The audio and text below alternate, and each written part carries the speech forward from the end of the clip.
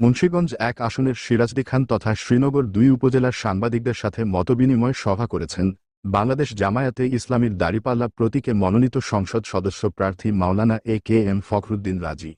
ঢাকা থেকে আমার এই নির্বাচনী এলাকা কিছু বৃহস্পতিবার ১১ ডিসেম্বর বেলা ১১টার দিকে সিরাজদি খান নিমতলায় জেমস গ্রিল চাইনিজ রেস্টুরেন্টে সভা অনুষ্ঠিত হয়।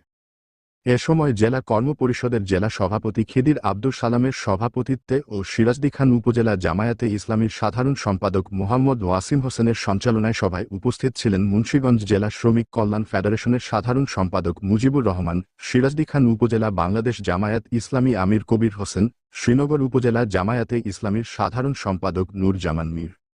এ মতবিনিময় সভায় সাংবাদিকের বিভিন্ন গুরুত্বপূর্ণ প্রশ্নের উত্তর দেন মাওলানা এ.কে.এম. ফখরুদ্দিন রাজি এবং তিনি বলেন, আমি যদি নির্বাচিত হই তাহলে সিরাজদি খান ও শ্রীনগরকে পৌরসভায় রূপান্তর করব।